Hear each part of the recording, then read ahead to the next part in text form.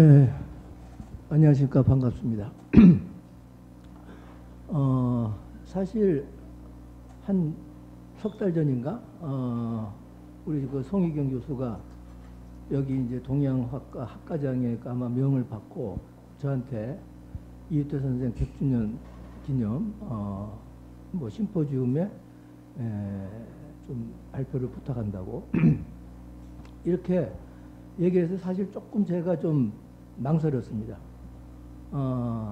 우리가 이제 동양화 2세대 그러면은 우리가 이제 미술사적으로 주목했던 그런 그 작가들이 김기창이라든가 장우성, 그리고 이제 뭐 청경자, 박래현, 그리고 이응로라든가 배령, 이런 이제 분들을 주로 주목하고 평가했었고, 사실 그 현초 이웃태 선생은 제가 뭐 이렇게 쓰더라도 한두 줄 정도, 이게 사실은 왜냐면은 그냥 그 깊게 보지 않고 얼핏 이렇게 이제 피상적으로 봤을 때 해방 이후에 산소아들이 나는 그 이단과 스승 이단과 또는 그 일본적인 그런 그 화풍을 이제 세밀화풍 같은 거라든가 이런 것들 조금 못 벗어나지 않았나 하는 그런 이제 생각이 있었어요. 근데 요번에 제가 뭐 시간이 없어서 이렇게 깊게 연구는 못했어도 정말 하기를 잘했다. 지금 제가 그 퇴임 후에 이제 한국회화 통사를 지금 준비하고 있는데 5권을 지금, 그래서 요번 11월 달에 이제 그 첫 번째 권이 이제 나옵니다. 기원전 4000년에 그 창녕 비복리 토기에 그 멧돼지 성각화를 저는 이제 우리 그 평면미술 한국회화의 그 효시로 보는데, 거기서부터 이제 이 1990년대 까지를 이제 5권으로, 그래서 요번 11월 달에 이제 선사 고대편 해가지고 한 500페이지 정도, 상당히 아마 고구려 고분벽화를 그렇게 시기적으로 나눠서 한 예는 아마 없을 거예요. 그 다음에 이제 고려회 한 권, 조선전기 한 권, 그리고 이제 후기 한 권, 근현대 한 권. 이렇게 했을 때 지금 제가 근대미술 한번 쓴 적이 있습니다만은 이 동양화의 계보 또는 그 사조, 뭐 맥락 이런 것들에 새로운 하나의 그런 그 뭐랄까 현초 양식이랄까, 저는 요번 발표를 통해서 이제 신원체화풍이라고 이렇게 한번 그 이름을 붙여봤습니다만, 왜냐하면 그 신문인화풍과의 어떤 그 대척적 그런 이제 측면에서 그래서 제가 오늘 이제 약간의 그런 그 운을 떼어놓으면은 이제 전 후학들이 좀 더 정밀하고 깊게 연구하기를 기대하면서 오늘 말씀을 드리기로 하겠습니다.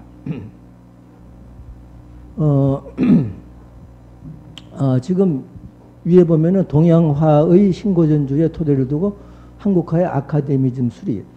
어떻게 보면 이제 이웃태에 대해서 새롭게 미술사적 그런 그 주목과 평가를 저는 이제 한국화의 아카데미즘의 수립이라는 그런 측면에서 보는데, 그러면서 이 동아시아 회화사의 원체화풍을 고전으로 하나의 클래식으로 해서 견실하고 정밀한 신원체화풍을 일으켰다는 그런 측면에서 이제 부각을 시켜보려고 합니다. 우선 이제 그게 어떤 맥락이냐를 말씀드리기 위해서 이 동양화라고 하는 명칭, 뭐 대충 여러분들 전공하시니까 동양화라는 명칭이 어떻게 생겼는지 아마 아실 것 같습니다만은, 이건 1888년에 동경부 화학과에서 학과를 전공을 이제 1과 2과로 나누면서 만든 명칭이에요. 여기 보면은 다노무라 조쿠니라고 하는 그 당시에 일본의 그 남아의 대가였는데, 왜냐하면 이제 왜 이 사람이 이런 명칭을 붙이게 됐냐면은 사실 일본이 이제 메이지 이슈를 통해서 서구화, 소위 말하는 구화주의를 표방할 때 미국 하버드 대학의 그 페놀로사, 하버드 대학 출신의 페놀로사를 이런 그 예술, 인문학 뭐 이런 데 하나의 그 뭐랄까 멘토 비슷하게 이렇게 초청을 해서 이제 동경대 동경 제국대학이죠. 교수로 했을 때 이 양반은 서양화와의 대척을 일본화만 가지고 이렇게 양분화시켜서 일본화의 우수성을 강조하는 이제 그런, 물론 이때 일본의 우수성 간호파라든가 이런 이제 측면과 결부시켜서 아주 정교하고 사실적인 이런 화풍에 이제 중본을 하면서 일본화와 서양화의 대척적인 이런 이분법적 그런 분류를 했었는데, 그렇게 되니까 이 남하들, 남종화하는 사람들이 일본화라고 하는 그 당시에 이제 역시 채색화 계열로 이렇게 내려온 것이기 때문에 특히 이제 간호파는 이 남종 북종이 절충이 됐습니다만 기본적으로 아주 사실적인, 이렇게 했을 때 이제 남종화가 또 상당한 세력을 갖고 있었는데 이쪽에 이제 불만이 있었던 거예요. 그래서 이 양반이 이 학교를 이제 동경 교토 부에 이 요청을 하면서, 물론 이제 이 양반이 첫 번째 교장을 맡습니다만은 여기에 그 전공에 남종 북종을 넣는 거예요. 그거는 이제 그 이전에 또 오랜 전통. 남종 북종은 일본은 무로마치, 가마쿠라 말기 무로마치부터 이것을 이제 한화, 중국 그림이라는 뜻이죠. 우리가 이제 한문 한자 이런 식으로 이제 하듯이 한화라고, 자기네 그림은 화화. 이거 이제 큰 일본 그림에서 이제 야마도의 대화회 이렇게 이제 붙이는 거잖아요. 그래서 이제 동종, 그래서 이게 합해가지고 동양화다 이렇게 명칭을 만든 거죠. 서양화와의 대척적인 이런 것을 일본화가 아닌 남북종화를 포함한 동양화, 이렇게 해서 이 동양화란 말이 1888년에 발명된 거죠. 발명. 그것이 우리나라에는 여기 빨간 게 1915년 총독부에서 주최한 이제 조선물산공진, 이건 총독부가 새로운 식민지 정치를 그러니까 시행한 지 5주년 기념으로 경복궁을 일부 헐면서 거기서 이제 박람회를 열었잖아요. 그랬을 때 거기에 이제 신작품 품평회라고 하는 코너에 심사품으로 동양화라고 하는 그런 공모 부분 명칭이 생기면서 처음으로 이 우리나라 한반도에서 동양화라는 말이 이제 쓰이게 되고, 그것이 1922년 조선미술전람회의 공모 부분에 동양화 부분을 하면서 그 이제 제도화돼서 보니까 이화여대도 아직 동양화라는 말을 쓰고 있네. 동양화 전공이 이렇게 지금까지 웬만한 분들의 입버릇은 아직 동양화죠. 한국화 표구점 이런 거 없잖아요. 동양화 표구 이렇게 얘기를 하지. 그럴 정도로 이제 제도화돼서 지금까지 지속되고 있다. 그랬을 때 이 동양화가 크게 보면은 이제 구화주의, 소위 말하는 그 서구화를 추구하는 그런 그 측면에서 시작이 돼서, 이것이 이제 1920년대 중반 무렵부터 이제 소화 시기부터죠. 소화 전전 시기죠. 그때부터 흥화주의. 이게 이제 아시아 중심. 물론 이 아시아 중심은 일본이 주도하는 그런 그 아시아 중심이 되는 건데, 이것이 이제 대동화 공영 또는 신동화. 이게 신동화가 또 더 발전되면 뭐냐면 신세계. 세계사를 아시아 중심, 일본 중심의 동양 중심으로 쓰겠다는 거예요. 그런 측면에서 신동화 사상의 신동양화. 사실 이때 야나기의 민해론도, 우리가 알고 있는 민해론도 그는 여러분들이 상당히 착각하고 있는 거예요. 이 야나기의 민해론은 어떤 거대한 그런 저걸 갖고 있었냐면은 미술을 대신하겠다는 거예요. 미술이라는 게 뭐예요? 그 서양에서 소위 말하는 파인 아트, 물론 그 이전에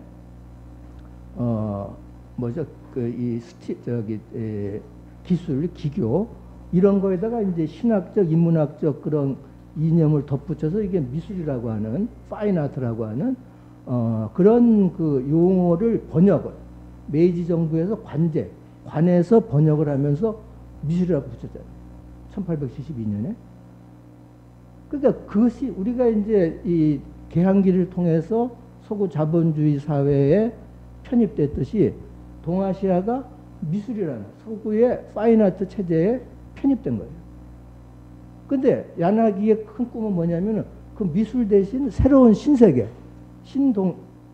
신동화의 시스템은 이제 민회로 가야 된다는 거죠. 그 민회라고 하는 게 그런 그 공예의 한 저걸로서의 공예, 그게 아니고 미술을 대신하겠다고 하는 그런 그 엄청난 사실은 그런 꿈과 그걸 갖고 있었던 거죠. 아무튼 바로 이제 그런 맥락에서 일본화도 신일본화, 그리고 이제 남화도 신남화, 그리고 이제 문인화도 신문인화, 이런 그 큰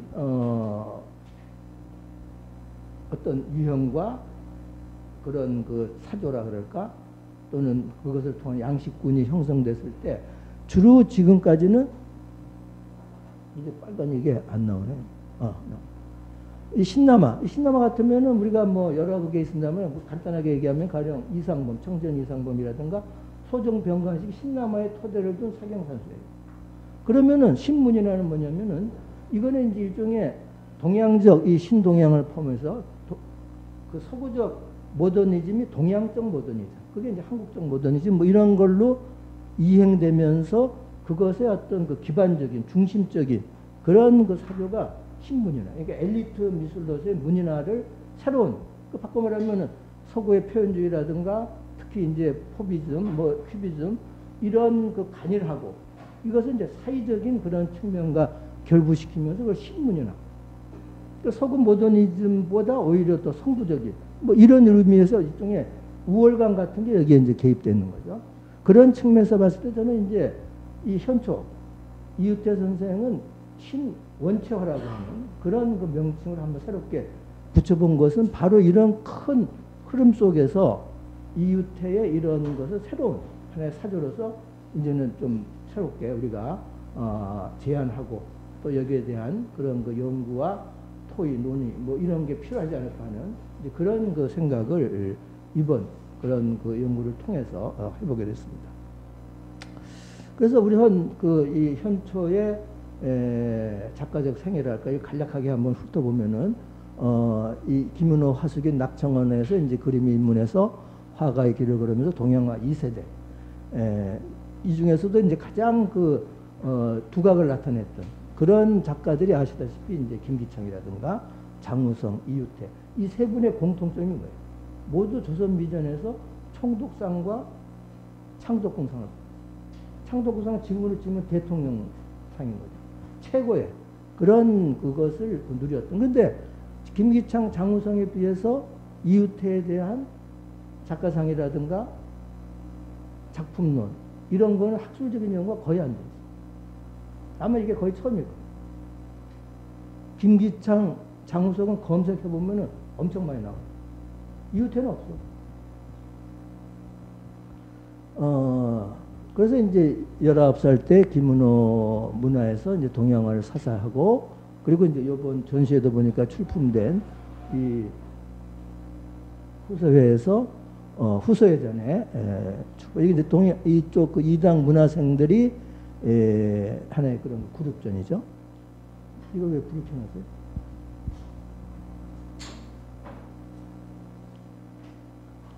그래서 사실 이 김은호 문화에서 역시 이제 일본화풍을 배운 건데,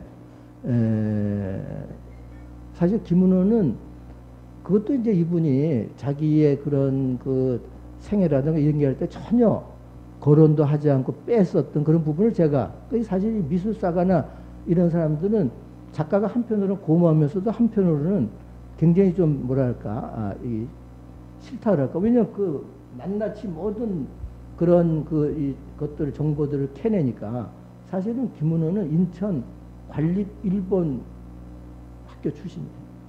그래서 벌써 어려서부터 일본을 그 배우면서 자란 그런 그게 있다. 아무튼 이 보면은 여기 보면은 이 포도잎이 어떻게 됐어요? 이렇게 벌레가 먹은 식으로 되어 있죠. 우리 전통 그림 중에는 또는 동아시아 그 이전의 전통 그림 중에 이게 벌레 먹은 이파리 그리는 건 없다. 벌레 먹은 게 뭐예요? 바로 근데 일본화에 있어서의 일종의 태폐적 낭만주의를 포함한 이런 것들이 여기에 개입되어 있는 거예요. 히시다 슌쇼라든가 뭐 이런 등등의. 그리고 이런 이제 그것이 완전히 김은호 문화에서는 일본화풍을 통해서 채색화. 물론 이때의 사실 채색화라는 건 근대 이전에 특히 조선시대를 통해서 수묵화에 비해서 폄하됐었어요. 이거를 이제 대립적인 관계라고 대립이 아니고 기본적으로 물론 상보관계지만은 수묵이 본이고 어떻게 보면은 이 채색은 그것을 보완해주는 사실 이제 그런 그 역할이었단 말이죠. 일종의 주종관계, 봉건적인 그런 그 상하관계, 하이어르키 관계 이제 그런 거였는데 그것을 김은호가 일본화의 새로운 그런 그 일본 시대를 식민지 시대를 통해서 이것 하나의 창작 미술로서 견인하는데 최고의 그런 그 일인자로서 이제 명성을 누렸고 바로 이제 그 문화에서 이러한 일본화풍을 배웠는데 그 다음에 이 가두 37년에 조선미전에 처음 동양화부에 여기 보이는 가두를 출품해서 등단을 하게 되죠. 여기 나오나? 그리고 그러면서 요 37년 요 무렵에 보면은 이건 아마 알려져 있지 않은 자료가 되겠습니다만 매일신보에 요런 그 일종의 초화도를 했는데 여기 보면은 벌려먹은 게 없어요. 그래서 나는 여기 후서에 출품한 다음 37세의 그 가두 이것도 보면은 사실 일본화풍의 그런 그 사실적인 것과 뭐 등등이 있습니다만 이거 조금 뭔가 다른. 근데 이때 보면은 이런 그림을 장우성하고 같이 그렸어요. 같은 화실에서. 내가 지금 명륜도인가 어딘가로 지금 추정을 하고 있는데 거기에 조용송하고 셋이서 같이 이제 어떻게 보면은 숙식도 하고 하면서 했었던 것 같은데 이때 보면은 제가 이제 김은호도 연구했습니다만 장우성을 연구 몇 번에 걸쳐서 거기 그 월전 미술관에서 하면서 장우성의 쭉 연보라든가 이런 걸 정밀하게 분석을 하면서 봤을 때에 이 무렵에서 장우성이 계속 그 동양화 신단계 그러니까 일본화가 신일본화 특히 신파로 이렇게 전환되는 여기에 굉장히 관심을 갖고 있었습니다. 그래서 같이들 여기서 뭔가 하면서 거기에 대한 리서치나 이런 게 있었던 게 아닌가 하는 뭔가 이 사이에 이런 그 변화들이 있단 말이죠. 이런 것들은 이제 앞으로 좀 더 조사를 하고 연구를 해봐야 될 부분이 되겠습니다만 그래서 이제 아마 38년에 이 월전도 요 무렵에서 일본에 잠깐 가요. 이런 그 새로운 어떤 물결이랄까 새로운 그런 그 신파의 분위기랄까 이런 것들을 경험하기 위해서. 근데 현초는 직접 유학을 한다. 38년에 제국미술대. 그러니까 이 지금은 이제 무사시노 미술대학입니다만은 제국미술대학 대입했고 아마 정식 입학이 아니고 조금 청강을 했던 것 같고 거기에 일본학과 교수인 이 가와사키 유이치의 쇼화숙에서 주로 했던 것 같아요. 뭐 김은호도 25년에 일본 갔을 때 화숙에서 이렇게 배웠듯이. 근데 이 가와사키 유이치라는 그 이 집안은 일본화의 아주 명문 중에 명문 집안이에요. 이 할아버지가 유명한 이 이름 지호가 일천천자 써서 천호. 그래서 아마 할아버지의 그 맥을 린다는 의미에서 소라는 그런 그 호를 쓴 것 같은데 그러니까 찌도라 이 천호 그 양반은 이제 시조파에 그걸 받아가지고 사실 동경미술학교 일본학과 교수가 돼요.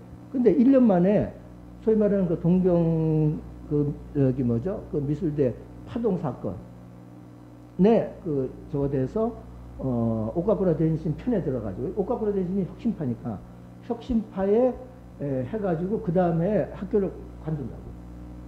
근데 이제 이 그 아버지도 화가였고 근데 아버지보다 이 가와사키 저기 아들이 더 유명해요. 이제 제국대학 교수하고 나중에 이제 무사시노 대학 명예교수 합니다만은 그 아들 장남 차남도 다 화가고 장남은 그 이 대곡구 대학 그 교수직을 어떻게 보면 물려받아서 아버지 대를 이어서 이제 하는 그런 아주 그 유명한 집안인데 여기서 이제 신일본학 특히 이쪽 계통이 시조파라고 하면은 마루야마 시조파 에도 시대의 사생파들이에요. 교토에 마루야마 오쿄를 비롯해서 그러한 그러니까 고림파와 같은 그런 그 장식적인 게 아니고 사생을 중시하는 이게 이제 어떻게 보면은 해방 이후에 이 산소화에서 그런 그 사경 산수의 맥을 거기다가 이제 남송, 북송, 그리고 이제 우리나라 조선 전기 후기에 그런 것들을 이제 가미하면서 이러한 그 이 사경산수화를 새로운 차원으로 발전시키는 데는 사실은 김은호 이당보다도 이 가와사키의 영향이 좀 더 크지 않았나. 사실 또 1940 몇 년에 그 윤희순의 글을 보니까 이웃에 대해서 언급을 하면서 이당과 소호의 제자다 이렇게 소개를 하고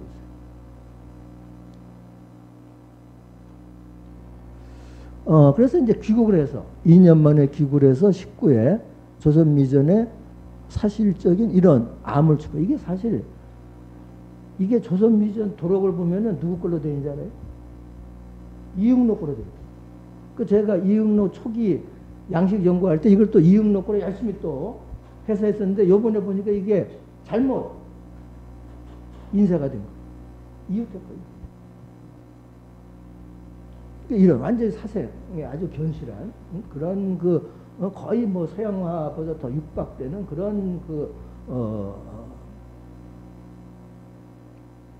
사생적인 그런 거 사실화를 그리고 있었고 그 당시에 심사위원이었던 야자와 교수, 그러니까 일본 여자미술학교 야자와 교수가 아주 그 장래가 촉망된다고 하는 그런 그 호평을 하게 되는 이제 그런 그것이 유학 이후에 이 암을 통해서 주목을 이제 받기 시작하고 그 다음에 이제 43년에 총독상에 이어서 44년에 조선미 최고상의 창덕궁상을 수상하고 그리고 44년에 이제 그런 명성을 토대로 해서 화신백화점 활용해서 첫 번째 개인전을 했는데 여기 대해서 이웃태가 윤희순이 이웃태 개전을 보고라고 하는 그런 그 평문을 쓰게 돼요. 기술적인 서양화, 정신적이고 상징적인 동양화를 정제하며 예술의 본도로서의 전통적인 평담 청진성을 건실하게 수행하고 있고 그래서 그 당시에 이때는 뭐야 아주 이 태평양 정전 시기 고난의 시기에 상당한 위안을 주고 있다. 이 현초의 이런 작품이 이제 그런 평을 하면서 인물화 3부작 우리가 나중에 보게 될 이 3부작은 아주 그 촉망되는 그런 그 화풍을 가지고 있고 그러면서 산수화도 이때 추나 추동 사계절에 그것을 일부 하고 있는 걸 볼 수 있어요. 그래서 이건 미래에 하게 되면은 뭐 이런 식의 이제 그 평을 하고 있는 것을 아마 이게 매일신보에 기사를 썼던가. 그래서 이제 해방 후에 이 장우성, 배렴 이 2세대 중에 엘리트 이응록, 김영기 등과 당구 미술원을 결성을 하면서 민족미술 건설 과제와 한국화의 향방모색에 집중하게 되고 그 다음에 이제 46년에 이 당구 미술원 첫 번째 출품에 사실 출품을 해서 전시를 한국으로 내주면 사실 전시를 못했어요. 왜냐하면 이게 소품전이었는데 이분이 이제 그런 그 새로운 독립된 조국의 어떤 그런 그 기대감과 어떤 그 사명감이 불타서 대작을 한 거예요. 이 현초의 또 특징 중에 하나가 소품보다 대작을 중심으로 하고 있다. 아까 가두 같은 거는 조금 이따 또 보겠습니다만 200호가 넘습니다. 그래서 대작이라서 전시를 못했어. 손병희 중심으로 33인이 만세하는 그런 이 독립운동에 기념한 그것을 그렸는데 전시를 못하고 너무 커서. 의욕이 좀 넘쳤다고 볼 수 있는 거죠. 그리고 이제 47년 이화여대 예림원의 미술과 교수로 임명이 돼서 미대 교수와 국전 초대작가, 심사위원, 그리고 예술회원, 소위 말하는 근대적 미술 제도의 모든 명예, 가장 영광스러운 그런 그 영예를 아주 성실하게 수행하면서 이제 바로 이런 그 원체 합풍을 새로운 근현대, 특히 현대 한국화의 새로운 클래식으로 이렇게 이제 하면서 사실성과 사생성이 융합된 아카데미즘으로 수립하여 한국화의 또 다른 지도 이념과 조형 개념으로 추구한 걸로 이렇게 이제 보게 됩니다. 그래서 우리는 작품 세계로 들어가 보면은 37년 16회 조선미전에 처음 출품해서 입선한 가두 이거 사실 상당히 어떻게 보면 파격적인 그런 그 모티브를 가지고 그린 걸로 이렇게 이제 생각이 돼요. 특히 덕수궁 돌담길이 이제 여기 보이면 여기가 돌담길이고 이게 러시아 공간. 그리고 여기가 부민가. 이게 무슨 건물 지금은 아마 이게 없는 것 같은데 이게 이제 이걸 신축하는 여기 이쪽 오른쪽으로 시청 경성부 구청이 있고 이쪽은 지금 프라자 호텔 있는 이쪽은 그냥 별 건물이 없었어요. 그래서 이제 보도에 앉아서 이렇게 지게꾼이 어떻게 보면 이게 사실 노동자잖아요. 이건 약간 그런 그 프로 미술적으로 보면은 더 사실은 오버되게 해석할 수 있는데 이게 조선미전에 입선한 것은 그런 식으로 해석을 할 수가 없고 이거는 제가 볼 때 원경에 배열된 그런 그 신문물의 모던한 경관과 대조를 이루며 낙후된 구습의 향토석을 재현한 그런 측면에서 볼 수 있다. 응? 여기 왜 안 나와? 여기 위에.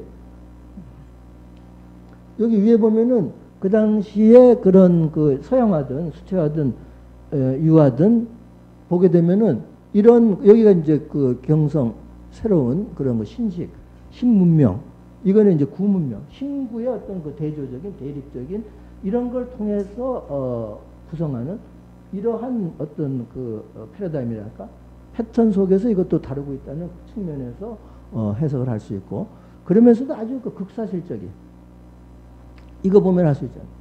아주 이거는 이제 그 당시 같이 공동화실을 운영하면서 조선미전역 출범해서 입선을 했던 올전의 장우성의 요락이라고 하는 아주 그 이 정밀묘로 구사된 정말 해부묘적인 그런 그 해부학적인 대상력이라든가 이런 게 상당히 치밀한 아마 두 작품이 조선미전 전체를 통틀어서 사실적인 그런 측면에서 정말 그 백미라고 할 수가 있죠.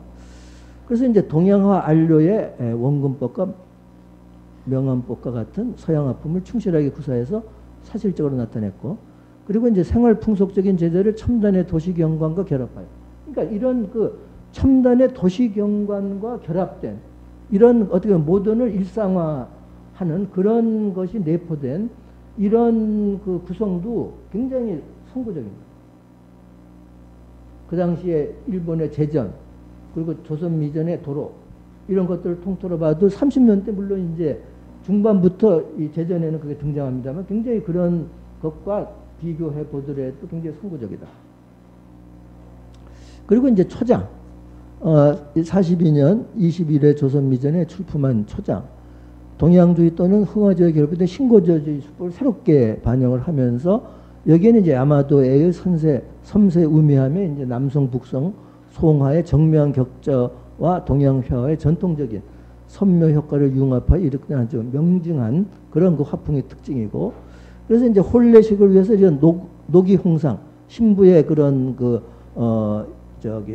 복식이잖아요. 거기 쪽들이를 쓰고 치장하는 전경을 그린 것이고 여기서 저는 이 그 구도가 아주 그 주목이 되는 거예요. 이런 그 일종의 직립형 입상이라고 제가 이름을 붙여봤습니다만은 이런 중심 그리고 아주 이게 화면을 꽉 차게 나타내는 이런 것들은 이런 직립형 구도는 일본의 서사적인 그런 그 제전풍 중에서도 약간의 그 낭만적 그런 그 역사라든가 소라적 역사 일부에서 보이지만 그 약간의 나열식 행렬도 속에 주로 되는데 이런 식의 군상적 구도는 정말 드문 케이스예요. 그리고 이걸 보면 또 생각나는 게 난 글쎄 왜 이런 화풍이 사실은 서울대 초기 화풍으로 오히려 이어지는 거예요. 인물화. 예를 들어서 산정 서세옥의 1949년 1회 국전에 국무총생 받은 게 뭐죠? 꽃장수잖아요. 꽃장수 구도가 바로 이런 직립. 상에 화면을 꽉 차게 해서 김영준이 그 당시 뭐라고 표현했냐면 조금 그 여백이 부족하다. 공간이 답답하다고 한 그러한 것이 나는 이런 데서 연원된 게. 그리고 여기 보이는 이런 인물상은 여기 미인상은 오히려 이게 나중에 목불 장운상이라든가 이런 쪽으로 오히려 계승되고 있어요. 여기 위에 보이는 왼쪽이 김은호 미인상이고 오른쪽이 올전이에요. 장운상. 올전의 미인상은 완전히 이건 호분을 칠한 일본 미인상을 번안한 거다. 약간 그 핏기 없고 무표정하고. 그게 일본 미인도의 아주 그 특징이거든요. 근데 여기 보면은 이 가운데 볼이 살아있는 살냄새가 풍기는 이런 쪽머리의 이런 이미지는 이거는 나중에 오히려 50년, 60년 때 서울대 쪽에 그런 그 목불이라든가 그런 쪽으로 오히려 개성되고 있어서 이것도 굉장히 주목해야 될 부분이고, 그리고 여기에 옷주름 같은 거 보게 되면은 여기 이제 구분법 또는 분근법을 쓰고 있어요. 하이라이트 기법이죠. 먹선을 주고 옆에다가 흰선을 줘가지고 이거는 송 원체 하풍부터 대두는 이것은 이제 하나의 클래식으로 해서 응용하고 있는 것을 볼 수가 있다. 그래서 저는 이러한 그 단아한 기품의 또 다른 이런 구분법을 사용해서 그걸 양감 조성하는 데 활용을 하면서 단아한 기품의 또 다른 근대적 미인상을 창출한 그런 의의가 있다. 그래서 이 당시에 이런 초장, 시집가는 날에 그런 이 주제들이 상당히 그려졌었는데, 가령 장우성, 김기창의 이 초장을 보세요. 이건 바로 뭐예요? 위에 보이는 이게 누구 작품이냐면은 스즈키 하루노부라고 일본 우키요에의 아주 뭐 거장이죠. 특히 그 니시키에.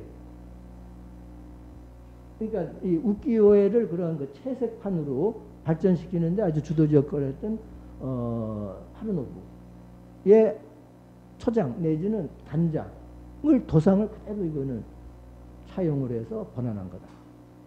이거 굉장히 독창적이라고 볼 수 있는 거죠. 이제 그런 맥락에서 삼부작, 지감정, 요거는 이제 시집, 여자는 시집 갈 때와 안 갈 때를 중심으로 해서 지감정 이런 식의 삼부작으로, 요거는 전통적인 삼폭대에, 삼폭대는 안견, 최경, 조선 초기에 상당히 그런 그 특징적인 화포 형식 중에 하나였어요. 이게 이제 일본으로 가서 일본이 에도 시대 때 이걸 더 발전시키게 되는 거죠. 이게 이제 총독상을 받고 윤희순이 문화조선의 금령 동양화부의 문제작이다. 이렇게 이제 주목을 했었고, 특히 여기 보면 처녀 시절에 또 여기 밑에 깔고 있는 의자가 청자 돈을 모티브로 하고 있어요. 청자 돈을 어떻게 구해가지고 이렇게 했는지, 예? 이것도 이제 궁금증 중에 하나인데, 그리고 여기 보면 이런 백모란을 배경으로 해서 윤희순이 이걸 굉장히 호평을 했다고. 왜냐하면 백모란이라는 게 슬기 또는 뭐죠? 그런 그 청결, 이런 뭐랄까, 순결이랄까? 이런 것의 상징이란 말이죠. 그런 걸 통해서. 그래서 이걸 이제 굉장히 서구적인 걸 극복한 동양주의 어떤 승리라는 측면에서 사실은 강조를 하고 있어요. 그래서, 이게 이제 이런 진선미를 갖춘 이런 여성의 삼시기로 이제 표상을 한 거 아닌가. 그래서 나는 이게 좀 더 깜짝 놀랐던 게, 이 구로다 세이키의 지감정이라고 하는, 이거는 일본의 유명한 작품, 1899년에 그래서 1900년 파리 만국박람회 출품을 해서 이게 큰 주목을 받죠. 왜냐하면 이 구로다 세이키는 이제 뭐 이 일본 미사 조금 아시는 분들은 서양화의 그런 백마회를 주도하고 동경미술학교 서양학과를 창설하고, 서양학과를 창설할 때 사실은 오카쿠라 덴신의 여러 가지 이제 그런 거 만나서 저걸 듣는데, 이때에 왜냐하면 일본은 기본적으로 메이지 시대부터 그런 그 진선미라 그럴까, 그런 그 삼위일체적인 이걸 하나의 근대적 이상형으로 봤을 때, 그래서 모든 사람의 어떤 행동과 뭐 이렇게 할 때 이게 하나의 유행이었어요. 그게 지감정이 아니고 지정의였다. 담론의 그런 키워드가. 근데 이걸 지감정으로 바꾼 거는 사실은 오카쿠라 덴신 감을 집어넣고, 그리고 이것을 그림으로 형상화해서 일본미를 세계에 알리기 위해서 파리 만국박람회에 출품했던 사람은 구로다 세이키다. 이거는 어떤 의미를 갖고 있냐면, 이게 여러 가지 설이 있습니다만 제가 볼 때는 이 그러니까 삼부작, 삼폭대를 불교의 석가 삼존상으로 표상한 거예요. 그래서 가운데가 석가, 왼쪽이 보현, 문수, 뭐 이런 식으로 해가지고 여기가 그러니까 뭐예요? 지, 여기가 정, 여기가 감, 감이 가장 중심이고 이게 석가고, 그럼 또 다른 말로 이게 미고 진이고 선인데, 진은 철학.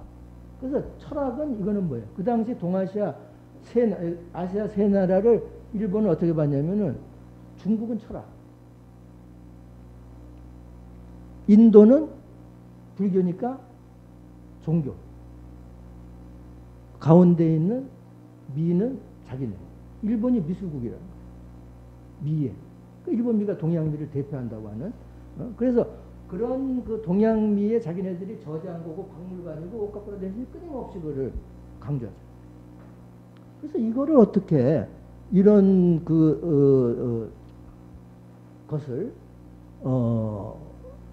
편초가 알고 시집 가기 전과 후를 이것과 어떻게 보면 비교해 볼 수 있는 이런 걸로 이것을 그렸는지 이것도 굉장히 좀 불가사의하고 미스터리한 것 중에 하나입니다.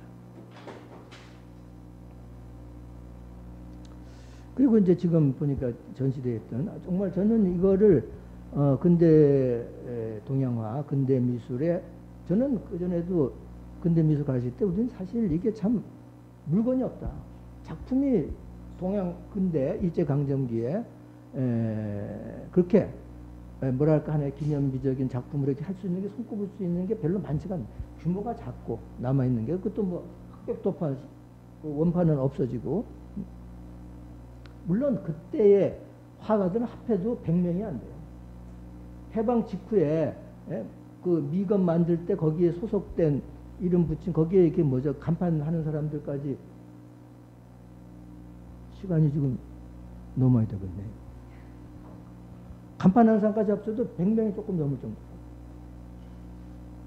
그러니까 이제 그런 속에서 사실은 어떤 그 근대적인 걸작 명작을 사실 기대하는 것도 그 사실 어떻게 보면 무리라고 볼 수 있는데 이 작품은 정말 어떻게 이것이 44년 바로 그 폐망 직전에 조선 미전에 출품이 됐고 이런 작품을 그렸을까? 창덕궁상바다고 정말 그 견고한 형체감이라든가 그리고 이런 구도가 없어요. 아무리 찾아봐도 이런 가운데로 이렇게 응시하고 있는 어떤 그 탐구의 그런 그 열정, 열의를 이런 식의 어떤 구성으로 나타낸 게 아닌가. 화음을 포함해서. 그러니까 이제 여기서 뜻이 이성과 감성을 겸비한 근대인의 이상형을 여성상을 통해서 창출한다. 아마도 가장 방금 전에 말씀드렸던 근대 일제강점기의 그러한 근대성을 담보하고 있는 그런 기념비적 작품이 아닌가. 이 구도를 암만 찾아봐도 비슷한 구도는 이것밖에 없어요. 일본 제전에 1930년대. 근데 월전이 전해에 창덕궁상을 받은 이 무복이라고 하는 무복 입은 이걸 보면은 이거는 30년대 제전에 굉장히 유행했던 그런 그 양식을 역시 토대로 하고 있다. 근데 이거는 전혀 창의성이 돋보이는 그런 그 작품이라고 볼. 사실 또 이런 그 무복 같은 무녀를 그리는 것도 이건 뭐예요? 아시다시피 이 당시에 황국사가 뭐 나중에 박생강도 이런 걸 그립니다만 이런 무속은 바로 일본 신도하고 같은 신도와 결부시켜 가지고 이것이 그런 그 이 대동아의 어떤 그 정신을 그 서구 미영의 규칙을 몰아낼 수 있는 하나의 뿌리다, 근간이다, 파워다 하는 그런 측면에서 무속을 중시하는 거예요. 그래서 이 무녀들을 그리고 박생광이 그런 그 주제의식의 어떤 그 비판 없이 사실은 이제 지속을 시켰던 거죠. 그래서 해방이 됐어요. 그래서 그 등등의 그하고 이제 유교를 거치고 그러면서 왜 산수화로 바꾸느냐. 물론 이제 인물화 같은 것이 이제 외색이다. 특히 그 일본화 결부된 그 외색을 이제 타파해야 된다는 시대적 과제 뭐 이런 등등도 있겠습니다만 또 하나는 사실은 그 이철이라고 하는 서양화가가 있었는데 이 양반이 그 이 밤에 어느 시골에서 이제 그 저쪽 그 아마 군대 끌려갔다가 인민군 끌려갔다가 탈출하면서 그걸 봤는지 학살하는 장면. 그러니까 빨갱이가 반동분자라고 또 반동분자들이 또 정말 빨갱이라고 하는 그런 그 학살 이거를 보고는 그걸 그린 게 있어요. 어슴푸레한 달밤에 정말 그 전율이 느껴지는 이 양반이 그거 그린 이후에 사람을 안 그려요. 꽃을 그리다가 나중에 추상으로 바꿨어요. 인간에 대한 철저한 불신인 거죠. 그런 소설도 있었잖아요. 6.25 전쟁 그냥 뭐 밤에는 인민기 낮에는 태극기 뭐 이렇게 그냥 그 속에서 전쟁 끝나고 나와가지고 가족의 안부를 묻지 않고 개의 안부를 묻는 이거 바로 인간에 대한 철저한 불신을 보여주는 거예요. 그래서 나는 현초가 인물화에서 이런 산수 그래서 이걸 통해서 한국미에 오히려 모태 원천으로서의 이거를 추구하게 되는 게 아닌가. 그래서 여기 보면은 이제 일제강점기적인 그런 그 일종의 전답식의 이런 그 향토적인 거에다가 보면 또 여기다가 이런 그 뭐예요? 그런 당나무 마을의 수 당나무를 확 떼서 근경으로 크로즈하는 이런 것도 아주 그 특이한 전답식의 이런 당나무를 수호신 마을의 수호신이 이것을 다루는 모티브는 없다고. 이런 것도 이제 주목해야 돼요. 그리고 이제 56년부터 조국 연작이라고 하는 그런 그 시리즈로 강토의 여명이라든가 조국 산하를 숭고미를 추구하는 이런 식으로 태산 중령의 우런창 기상을 반부관법으로 조망하여 영봉으로서의 신비함과 성스러움을 화면 가득하게 장대하게 나타내는 이런 식으로 말이죠. 1965년에 신문에 관해서 개인전을 하면서 이런 식의 대작으로 한국의 우리 조국의 강산무진 서해효무라든가 설화구제 가야심주 동해제설을 이제 그 연장 하나의 절정이라고 볼 수 있는 거죠. 여기 있듯이 설악산과 가야산 동해와 서해 연무에 쌓인 줄령을 근경 소나무 숲의 대비적인 구성을 통해 조국의 빼어난 경관과 사계절의 아름다움으로 재현하면서 이를 갖다 장엄하고 신성한 공간으로 연출하는 그런 그 의의를 지닌다. 이런 식으로. 그러니까 이게 이제 신원적 화풍의 수립이라는 측면에서 새롭게 각별하게 이제 봐야 된다는 거죠. 그래서 이제 이런 식으로. 그러니까 이런 것도 저는 사경산수의 맥락에서 보는 게 이게 이제 제가 요즘 여기저기 다니면서 이제 소개시키고 있는 실경산수를 저는 정선의 진경화풍과 이런 그 강서양 김홍도의 사경화풍으로 이제 나눠보고 있어요. 이게 좀 더 시각적 이미지가 반영돼.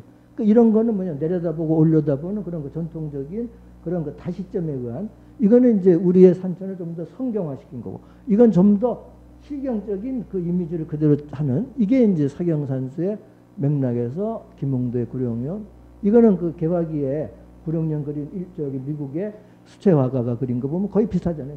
그런 시각 이미지를 이건 이제 김화종이라고 19세기 화원화를 통해서 고이동, 이상범 이런 맥락에 아까 말씀드린 그런 것들을 이제 포함해서 나타내는 것이다. 그 퇴임 후에는 이제 이런 식으로 주로 보면은 산수의 비경과 함께 산속의 사원과 정자, 산수를 통해서 자연과의 합일. 그러니까 이 자연 속의 산세.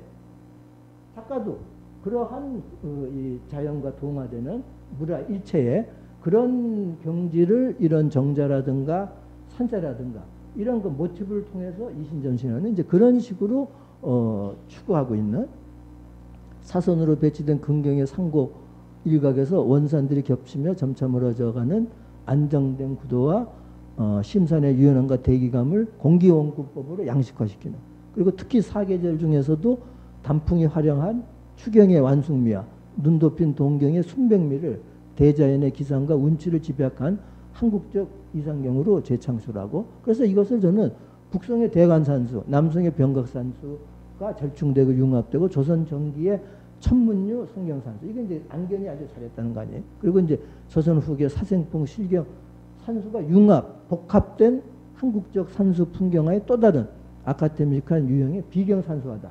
이렇게 이제 정의낼 수가 있어요. 이런 식으로. 근데 이것이 90년대가 되면은 이것이 훨씬 더 크로죠. 좀 더 자연과의 어떤 그 합일에 그 의욕을 또는 그 욕구를 더 노골화시키는. 그러면서 이런 그 나목들. 사실은 어떻게 보면은 우리도 이제 나이가 드니까 이런 뭐 가을 단풍 뭐 봄에 이런 것보다 겨울에 뻘거벗은 나목이 더 좋더라고요. 훨씬 더 조각적이고 이 예술적이고 이런 식으로 말이죠. 이런 거 나목이 합니다. 그 현초의 마지막 만년의 그 심회, 심정 뭐 이런 것들을 이제 어떻게 엿볼 수 있는 그런 그 측면에서 볼 수 있죠. 여기 이걸로 끝내겠습니다.